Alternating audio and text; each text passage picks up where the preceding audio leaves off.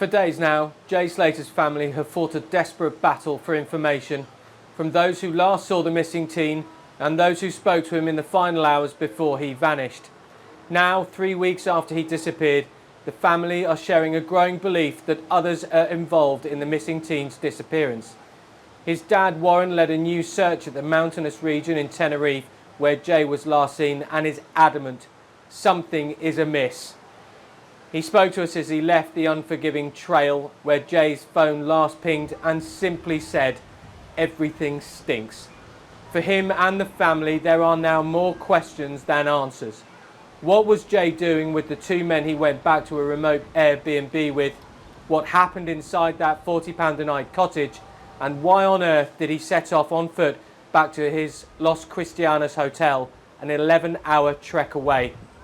Warren described it as a riddle, but insisted all roads lead back to the two men Jay was with before he went missing, including Ayub Qasim, a convicted drug dealer who was jailed in the UK for running a sophisticated drugs operation to flood Wales with heroin and crack cocaine. For Warren, he's struggling to understand why Spanish police would rule those two men out of the investigation so early on and allow them to fly back to the UK. It remains a mystery 3 weeks after Jay vanished into thin air. Jay Slater's desperate family have returned to the mountainous region in Tenerife just over my shoulder where he vanished from to continue searching for the missing 19-year-old. The police ended their search last weekend after 12 days, but Jay's mum Debbie Duncan and dad Warren Slater refused to give up hope and were back here today scouring the scrubland for any clue, any trace for the apprentice bricklayer who disappeared into thin air on June the 17th. But this area is so vast and so unforgiving in the heat that an extensive coordinated search would take dozens of people, aerial assistance and mapping.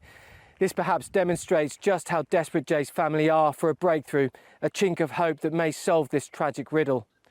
In the last 24 hours, Spanish Guardia Civil have given permission for independent rescue teams to launch their own searches, which now begs the question, will they come from Britain and will the police in the UK fly out to assist? For now, they've been kept at arm's length as they respect international jurisdiction. They've offered to help, but for now the Spanish Guardia Civil say they have the investigation under control. But with next to no information forthcoming from the authorities, including the nature of their investigation, the vacuum has been filled with wild speculation and, quite frankly, deeply distressing claims which cannot be substantiated and are adding to the family's grief. Now, nearly 3 weeks after he first vanished from an Airbnb in the remote village of Masca, Jay remains missing. And the only piece of information to go on is the last ping from his mobile phone before the battery died. He could have continued walking for some time after that, which means the search would have to cover a vast area of dangerous terrain. In another development, Jay's pal Brad Hargreaves, who was on holiday with him, hit out at internet claims to insist, "We are not drug mules." It comes after it emerged Jay had spent the night at a remote £40 a night cottage with Ayub Qasim, a convicted drug dealer who was the ringleader of an operation filling Wales with heroin and crack cocaine. Brad insisted, "We've been mates for years, we came here on our first holiday together, and unfortunately, this has happened."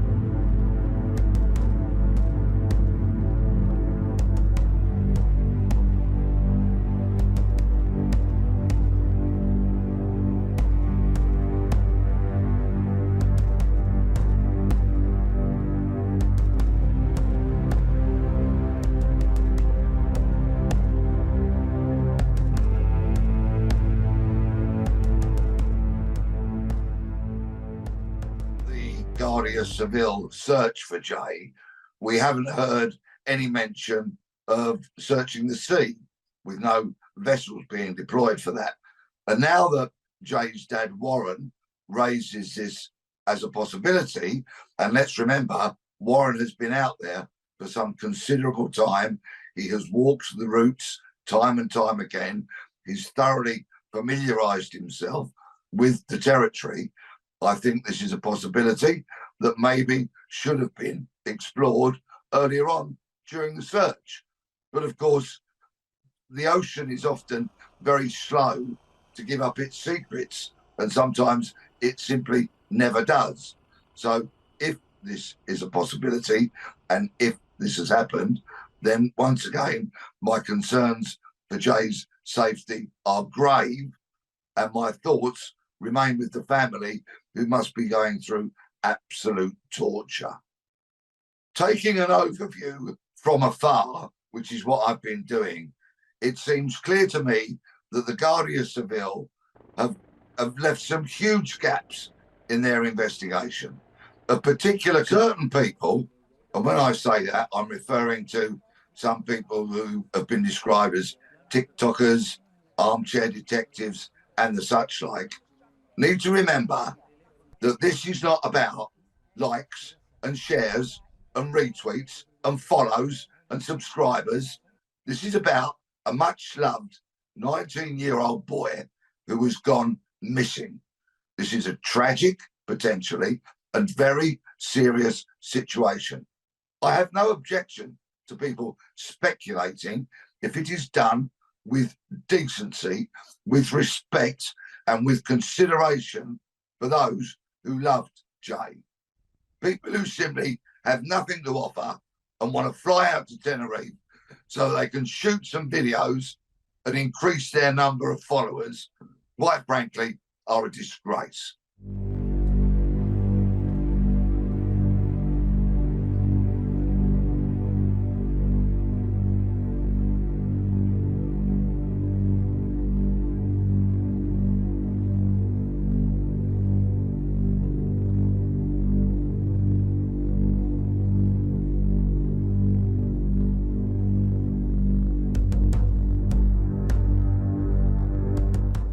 We know that shortly before 6 a.m. on Monday the 17th of June, Jay left the area of Veronica's Strip, Las Americas, in a Sea Leon hire car with two males casually known to him. Jay and a number of his friends had spent time with them both over the previous 2 days. All three males, including Jay, then travelled north via the main motorway, the TF1, to go to the two males' holiday rental Casa Abu Latina in Masca, which was about an hour's drive away. En route, Jay posted a Snapchat saying that he'd taken a £12,000 Rolex from a person.